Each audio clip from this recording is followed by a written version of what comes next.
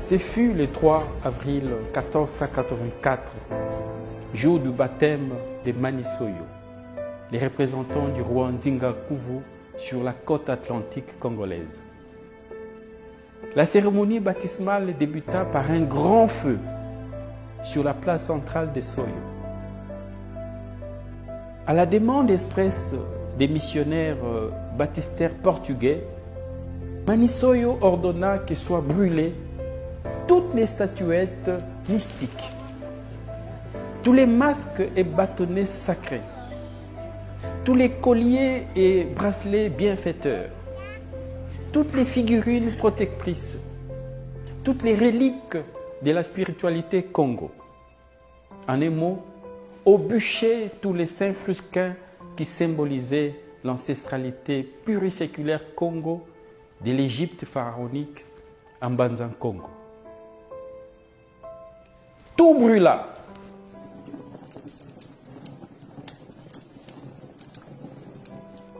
Tout sauf les tam-tams et autres instruments de musique, parce qu'il fallait chanter et danser autour de ces grands feux.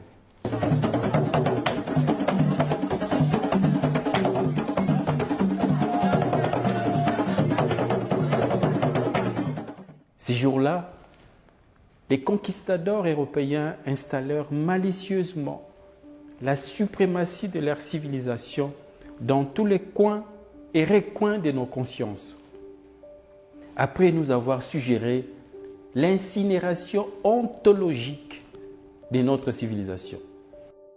Dès le lendemain de ces cruels jours du 3 avril 1484, les Mapata, qui étaient les savants et les érudits du royaume Congo, sont brusquement devenus des sorciers.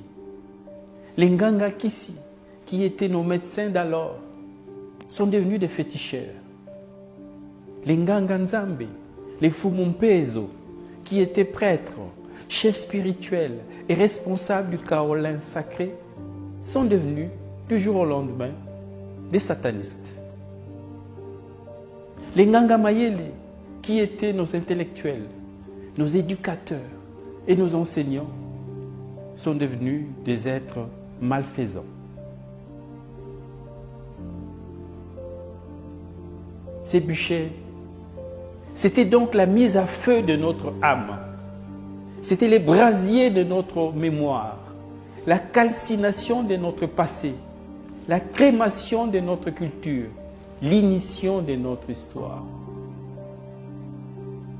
Depuis ce fameux 3 avril 1484, nous avons cessé d'être les descendants d'Osiris, d'Isis et d'Amon-Ra.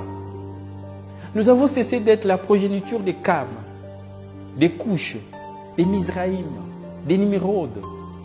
Depuis ces jours-là, nous avons cessé d'être les légateurs d'Akhenaton, des Toutankhamon, des Narmer, des Ramsès, des Pianki, d'Imhotep, des Terranéter, d'Alara, des Cadmos, des Saint-Maurice, des Kankamoussa, des Taharga, et j'en passe, et des meilleurs.